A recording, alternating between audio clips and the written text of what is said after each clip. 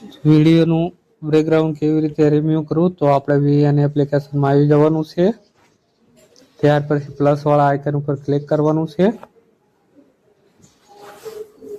Plus વાળા icon ઉપર click કરી ન્યૂ પ્રોજેક્ટ ઉપર ક્લિક કરવાનું છે. ત્યાર પછી જે વિડીયોનું બેકગ્રાઉન્ડ રિમૂવ કરવાનું એ વિડીયો લઈ લેવાનો છે. પછી નેક્સ્ટ ઉપર ક્લિક કરી દેવાનું છે. નેક્સ્ટ ઉપર ક્લિક કરીને પછી જે વિડીયો હોય એ લેયર ઉપર ક્લિક કરવાનું છે. પછી એને ડુપ્લિકેટ કરી નાખવાનું છે. ડુપ્લિકેટ લેયર ઉપર ક્લિક કરી અને છેલ્લે આવતું રહેવાનું છે. પછી પીપ અને ટ્રીક ઉપર ક્લિક કરવાનું છે.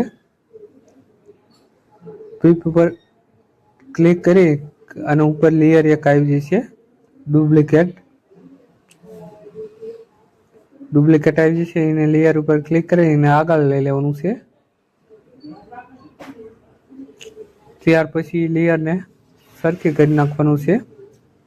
જે આપણે સાઈઝ વિડીયોની સાઈઝ એ પ્રમાણે કરી નાખવાનું છે. તો આપણે ખરખું કરી નાખશું, એડજસ્ટ કરી નાખશું. ત્યાર પછી પ્લસ વાળા આઇકન પર ક્લિક કરવાનું છે અને એક બેકગ્રાઉન્ડ લઈ લેવાનું છે. તો આપણે કોઈ બી બેકગ્રાઉન્ડ લઈ લઈશું, ગમે બેકગ્રાઉન્ડ લઈ લેવાનું છે. તો આપણે બેકગ્રાઉન્ડ લઈ લેવાનું. પછી એને ફૂલ સ્ક્રીનમાં કરી નાખવાનું છે. હરખું કરીને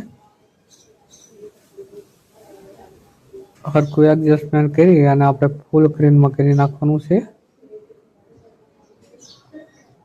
આપણે વિડીયોની સાઈઝ પર પણ કરી નાખવાનું. ત્યાર પછી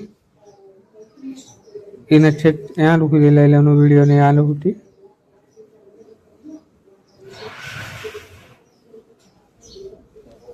પછી લેયરને વચમાં આપણે લઈ લેવાનું છે. પછી આપણે ડુપ્લિકેટ લેયર ઉપર ક્લિક કરવાનું છે અને કટ આઉટ ઉપર ક્લિક કરવાનું છે. પછી આપણે એઆઈ કટમાં ક્લિક કરી દેવાનું. પછી ટિક કરી દેવાનું છે એટલે આપણું બેકગ્રાઉન્ડ રિમૂવ થઈ જશે.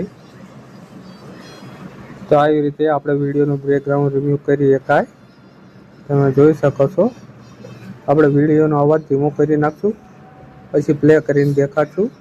આપણું બેકગ્રાઉન્ડ રિમૂવ થઈ ગયું છે.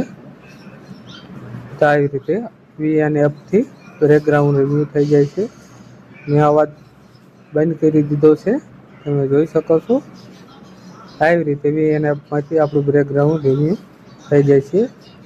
તો વિડીયોને લાઈક, શેર અને સબસ્ક્રાઈબ કરી દેજો.